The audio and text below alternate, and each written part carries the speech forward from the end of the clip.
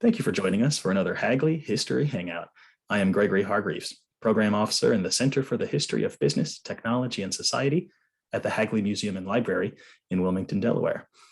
And, during these history hangouts, we like to bring you a glimpse of some of the great research being done by folks using the historical collections at the Hagley Library, especially scholars who have received support from the Hagley Center. One such researcher is joining me today. Cody Patton is a PhD candidate at Ohio State University, and we're going to be discussing his dissertation project titled Nature's Brew, an environmental history of American brewing. Cody, thanks so much for joining me today. Yeah, thanks for having me, Greg. Absolutely. Let's sort of start by painting in broad strokes. Why don't you tell us a little bit about your dissertation project? What is it you're researching and writing about? Yeah, so I guess I should start with how I even kind of settled on the topic of history to begin with. So I grew up in Utah, which has kind of a national reputation for a strange relationship with alcohol. The states have some pretty funky beer laws, and it's just, or alcohol laws, and it's just like drinking is not really a part of the culture as much as other states. And so kind of growing up in that milieu, when I got to undergrad, at Utah State University, I hired to work in the special collections at the university, and we had a brewing company collection. And so as a student employee, I got to go through, process some new materials for that collection, and eventually curate an exhibit on it, kind of for display in the library there. And the brewery is from my own hometown, Ogden, Utah. They're one of just a handful of breweries that operated both before, during, and after Prohibition. And it was just really interesting to kind of learn this bit of local history, and then also learn how significant this one kind of regional brewing company was to this larger, history of beer in the United States. I mean, only like 200 companies or something like that made it all the way through, Prohibition. And just the fact that one of them was in Utah was incredibly interesting to me. And so I ended up writing kind of my senior thesis on the history of this company. And then I took that project to grad school with me, where I've now become really interested and enmeshed in kind of the world of environmental history, which has changed the trajectory of my project from just being a traditional business history to being more focused on, well, what are the environmental kind of impacts of this industry? How does, non-human factors impact the development of the industry? And so what I'm trying to do with my dissertation is write like a more than human history of beer. So I'm very interested in how environmental history, we see the non-human as having agency in history. And so what are the unique factors of yeast, barley, hops that kind of contribute to the way the American brewing industry developed really since the 1870s to the craft beer revolution. And so what I've been doing is I've been picking an ingredient and writing a chapter on it. So far I've focused on yeast, on barley. I've got a chapter on the kind of development of the tin can, because beer was actually the first canned beverage, even before soda, which I found to be very interesting. And then eventually I'll also write a chapter on hops and probably water. That's kind of coming down the pipeline, so we'll see what happens with that. But so that's kind of where I'm at. And then if you want, I can talk more details about the chapters, but that's kind of the big broad picture of how I got here and where I'm at. So. Oh, well, it sounds like a really fascinating topic, and I really like the way you framed it. Perhaps you can explain what put Hagley on your radar and how the collections here are helping you to uncover this story. Yeah, so obviously, the Hagley is a great place to do business history. The collections are just incredibly diverse, and it's great, the material that they have there. And one thing that's been incredibly helpful that the Hagley has is trade journals for the brewing industry. So they have, I guess you guys have almost a full run of the American Brewer digitized, which has been kind of the backbone of a lot of my research.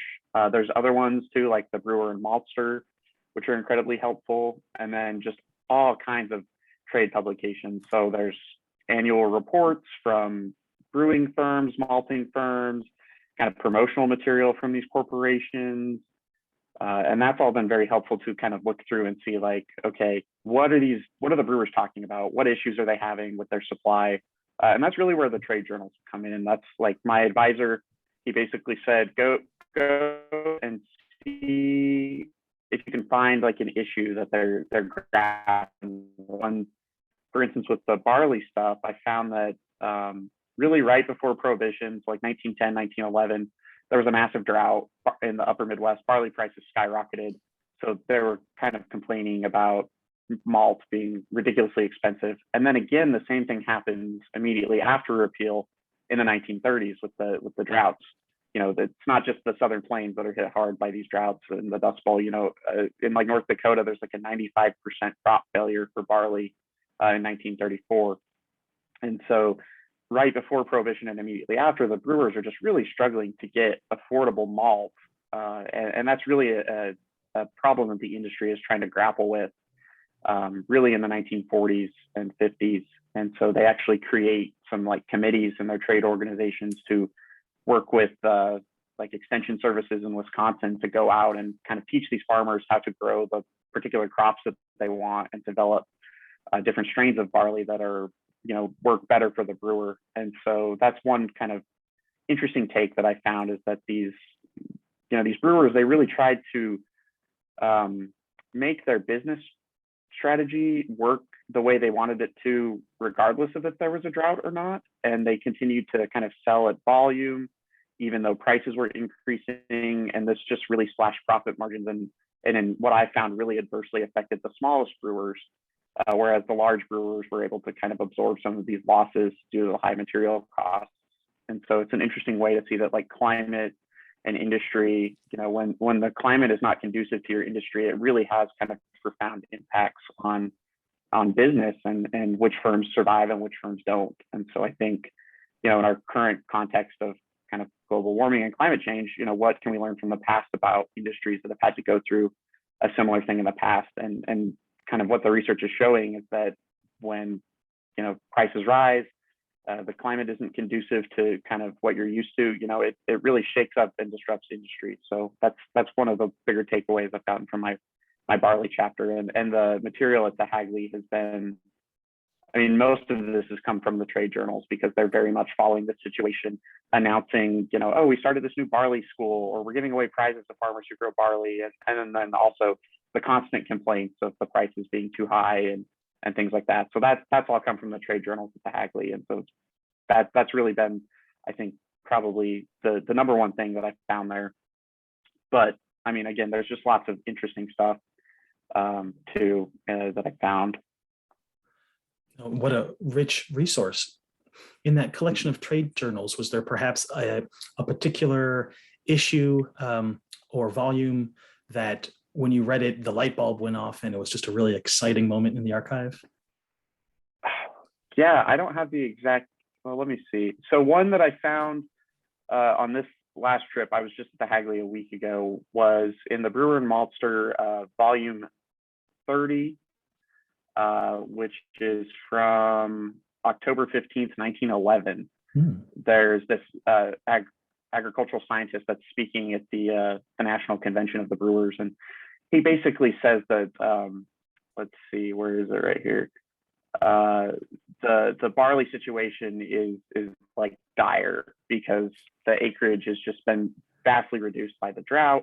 And then also he's kind of castigating the brewers because he's saying, look, you guys, like, you want barley to be as cheap as possible, malting barley, but it's very hard to grow malt grade barley. Like, the farmer really needs to take special care because if the product is not harvested at the correct time, it's useless as malt. If it's left in the field for too long, also it like kind of overdevelops and is not as useful for malt. So like growing malt is an incredibly time consuming and specialized product. And that's one thing where environmental history comes in. I can like look at the kind of biological factors of barley and say like, look, this is important in the story. If we don't say like, look, you know, barley doesn't just like appear, you know, it on paper, it really is grown in the field. It has its own unique conditions to thrive and things like that. And so he's basically telling the brewers like, look, you need to just accept that this is an expensive specialty agricultural product. If you want farmers to plant it, you've got to pay the prices that they're asking. Otherwise, they'll go grow something else that's a little bit easier and less time consuming. And so I found that to be very very interesting. And the fact that, I had kind of thought this was a 1930s story, but then when I found it in the teens, I was like, okay, there's a bigger history here of kind of supply issues when it comes to getting malt. And so that was kind of made me rethink of how I should address this chapter and maybe push it back further in time than I had originally thought. So that was a great time. Yeah, that is. And now I think you've given us a pretty good sense of how barley intersects with this story. Maybe you could speak to some of the other ingredients. How about yeast? It's always struck me as really remarkable that we have this living organism directly involved in this industrial production of a consumer good. Could you maybe speak to that a little bit? Yeah, of course. So that's actually the thing that I'm the most fascinated with too, is the yeast. Like that chapter has taken me in some really unexpected directions. I had to teach myself some microbiology, some chemistry, which as a humanities person is like a little bit scary, but we can do it.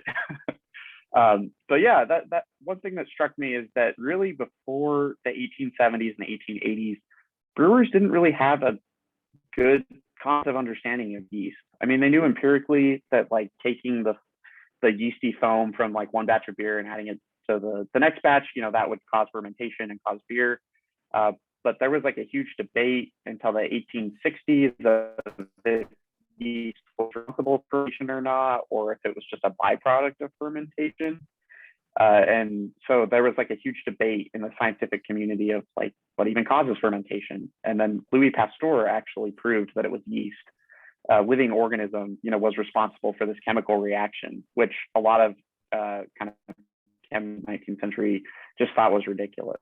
And so it's not until 1857 that Pasteur kind of publishes those findings and these ideas start to kind of circulate. And then he kind of, again, approaches the brewing industry in the 1870s after France lost the Franco-Prussian War. He was really jaded and wanted to kind of get back at Germany by having the French produce like a more high quality beer. And so he found out that not only does yeast cause fermentation, but other bacteria do. And so if you get some bacteria that aren't yeast in your wort to make your beer, they can actually ferment it, and then you get kind of an off-tasting beer. And before I think he published that in 1876. Before that, brewers didn't know that bacteria would taint their beer. They thought it was something wrong with their like hops or malt or maybe something else. And so getting a standardized product before this knowledge was, really hard. I mean, brewers had brands, they were selling beer, but I think Pasteur found that like 20% or British firms lost about 20% of their annual output to kind of bacterial infection. So it's costing brewers a lot of money. And then finally in 1883, a Danish scientist, Emil Hansen, found that not only is there bacteria that can contaminate beer, but there's also wild species of yeast that can also contaminate beer. So really, it's not until 1883 that he realizes we need to use one specific species of yeast, and he isolates it. And then finally, after that point, you can have one specific species of yeast. It's called a pure culture yeast. And then they use that for fermentation, which really allows these brewers that are on the cutting edge of kind of chemistry and biology to propagate one species of yeast, which then allows them to brew a fairly consistent batch of beer every single time they're brewing. And so yeast is really kind of the key to unlocking kind of standardization and mass production on a large scale. And of course, there's other technological innovations that are super important, but they're tied into yeast. So like brewers always talk about, if you go to these trade journals, they say artificial refrigeration was like the thing that unlocked the ability to brew year round and brew consistently, because before that, brewers are digging, 3-story deep caves under their breweries. They're hauling in tons of ice, natural ice that they cut from lakes and stuff to keep their brewing vats cold for the beer to lager, that they're brewing lager beer. But the reason that they need that ice is because of the yeast. For the particular type of lager yeast that they use, it needs the cold. And so artificial refrigeration, yes, it's super important, but it's important because it creates an ideal climate or environment for the yeast to do its fermentation. So in that chapter, I kind of argue that, look, it's like, if we want to look at kind of the key to the point where this mass industrialization of of beer, which is a very chemically sensitive beverage, comes about, really it's with this new understanding of yeast that really kind of allows these big firms to really start to, produce a brand name product, because if you want to have a brand, it needs to be associated with quality and consistency. And so having that pure yeast culture and combined with artificial refrigeration really allows them to do that in the 1880s and 1890s. So that's kind of where yeast comes in. Yeah. Please go ahead. Sorry. Oh, go ahead. One last thing too that I've kind of been exploring and really starting to think about is this new knowledge of yeast too really empowers the chemists in the brewery over more like working class or brewers who have more traditional ideals. And so at the same time that you see the implementation of pure culture yeast, you also see the establishment of like brewing schools in the US who begin to train brewmasters in this very particular way of thinking about beer. And that kind of, if you follow these people through the 1890s through the 1950s, they've basically taken over all the breweries in the country. If you're a brewmaster, you probably went to one of these brewing schools in Chicago or New York, and they're all starting to make like the same kind of beer using the same techniques. And then you get the, homogenization of all beer, American beer basically tasting the same by the 50s. So that's another way that like yeast is involved in the standardization and things like that. So. Oh, what a fascinating story. And my understanding is today that there are proprietary varieties of yeast, that there are commercial suppliers of these strain-specific yeasts, that different craft breweries will often trademark their own species or subspecies rather of yeast. When did that come into the industry? When were there these proprietary strains of yeast, and particularly perhaps these suppliers of yeasts? Yeah, so the suppliers of yeast, they've been around a long time. So these brewing schools that I started in like 1880s, 1890s, like there's the American Brewing Academy, the John E. Seibel Institute, which is still in business in Chicago, and then the Wall Hennius Institute, which is also in Chicago. And they were selling brewer culture yeast in the 1990s. But it was just one variety. It was the lager yeast, or Saccharomyces pastorianus, I think is its Latin name. And so they've been selling, this particular species of yeast for a long time. As far as when we started using different kinds of yeast, I think that's really a kind of unique to the craft beer movement. A lot of these kind of more interesting yeasts, they produce kind of funky, fun tasting beers, that are associated with experimentation and craft beer. And so, there's some instances of brewers, if you have like a farmhouse ale, they kind of just let the wild yeast do their thing and it can make a really fun product. And then, like you mentioned, there's institutions like the White Lab that kind of develop and breed new and discover new species of yeast. And at this point, a brewer can call a laboratory and say, hey, we want a yeast that helps our beer taste like pineapples and oranges. What do you recommend? What kind of yeast will bring about those flavors? And then they'll sell them a particular variety in the wort, which is like the base of beer, will help develop some of those flavors. And so I think that's a recent phenomenon, because really, like, fungi are very not very understood, and like cutting edge science is kind of exploring like mushrooms and yeast and things like that. And I think one of the great collections you have and you were directly involved with is the oral history project with the craft brewers. And one interviewee, I think it's Eric Faber. He's a yeast scientist. Matthew Faber. Mentioned Matthew Faber. Yeah, thank you. He has his students like go out and test air samples, and they find new species of yeast just in the air. And so this is kind of a new frontier, I think, in brewing, is yeast again. So it's like we've kind of come full circle back to being like yeast being a big deal. So it's really interesting to kind of trace the story from the beginning to end. Absolutely. Now, you've referred a couple times to a craft beer revolution or a movement. When would you date the emergence of this American craft beer scene? Yeah, I mean, I feel like that's kind of something you could debate about. I mean, a lot of, obviously you can look to like the 70s, there's like New Albion Brewing, Anchor Brewing in California, Sierra Nevada is kind of around the same time period in like the 80s.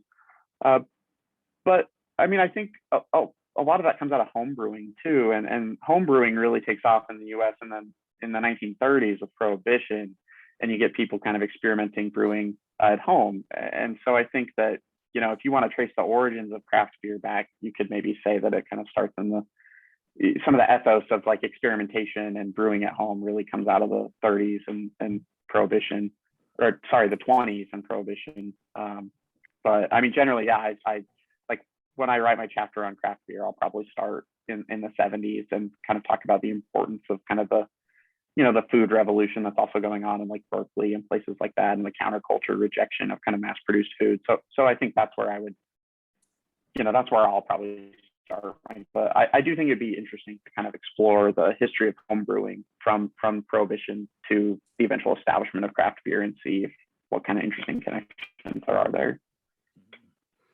It is such an interesting story, especially there are so few American industries that have grown so much in the 21st century than American craft brewing.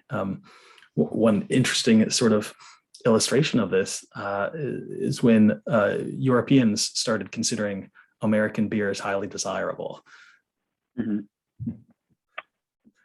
No, I absolutely agree, because I think, Europeans kind of thought American beer was very bland and because they're just having the mass-produced lagers, and of course it was. And so I think you're right. It's kind of become like a global phenomenon.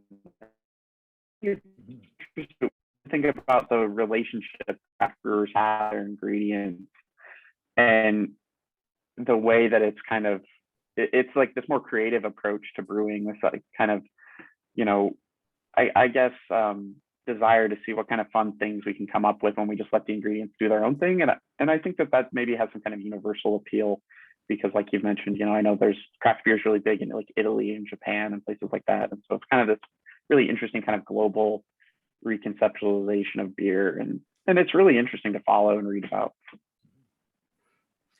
Now, of course, American craft brewing has put unprecedented pressure on the supply of hops. Perhaps you could speak to hops a little bit as an ingredient in beer, but also as a component of the beer economy. Yeah, so the hop chapter I have not approached yet. So I'm a little bit, I haven't made a deep dive yet. Mm-hmm. But I do know that, the craft beer revolution is kind of founded on the Cascade hop, which is like the big hop that Sierra Nevada kind of introduced in their pale ale that people really like, that kind of bitter taste. And before that, really, American beers, they wanted to stay away as far as possible from hops. Like they would put like a little bit in their beer just to kind of give it that like beer-like taste, but they didn't want it to taste bitter. And so if you look at these trade journals, they tell you the average ingredient that was in each batch of beer, like for the industry, and you can watch the quantity of hops just like slowly go down as they made the beer less and less bitter. And I came across, I'm actually in Wisconsin right now doing some research, and I came across some correspondence yesterday with someone from the Johnny Seibel Brewing School writing to this brewery here in Wisconsin in like the 50s. And they're like, hey, we just tried your beer. It's too bitter. Like, here's a new recipe. Use less hops, use less malt, use more sugar. And so hops really fell out of favor to these like big mass produced American beers. And so it's really craft beer that, this interest in kind of the bitter taste has really brought that back. As far as the kind of the economic implications of modern hop farming, I'm not as well versed on that. So I'm not entirely sure I can answer that question right now. But.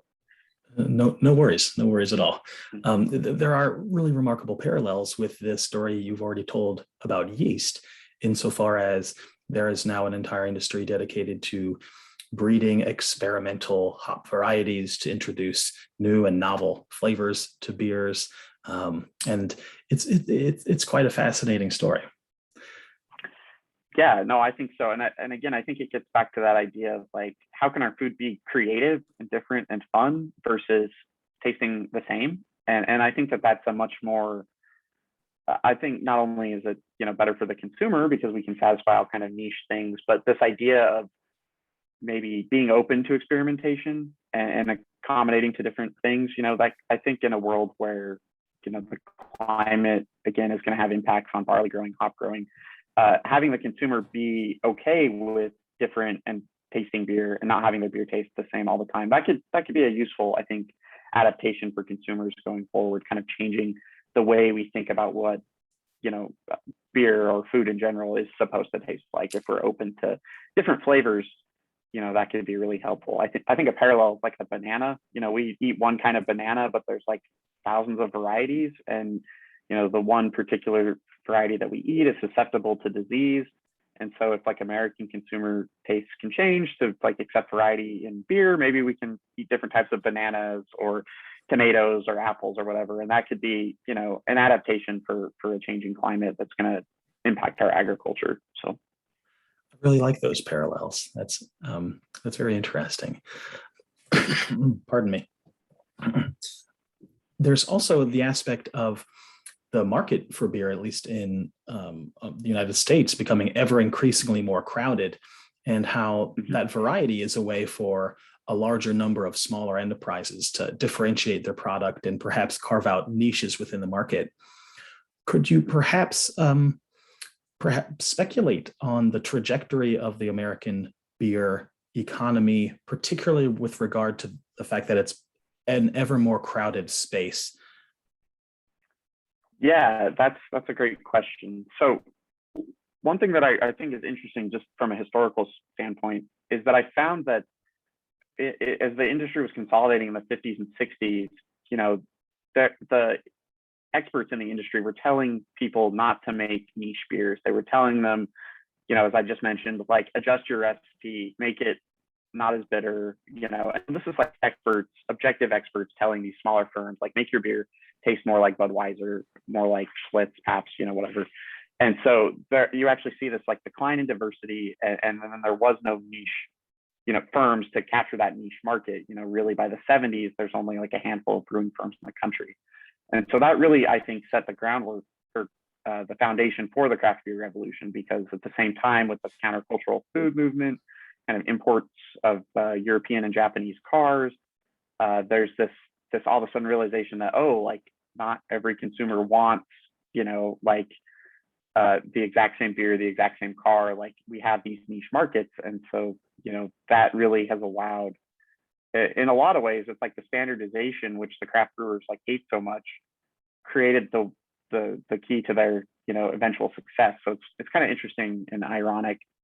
As far as the industry's trajectory, I don't know. I think it's great that we have like 9,000 breweries almost or something like that in the country at this point, which is, insane, because the previous high point had been like 3,000 in like the 1860s or something like that. And so to really go from, to surpass that point in just a couple of years is incredible.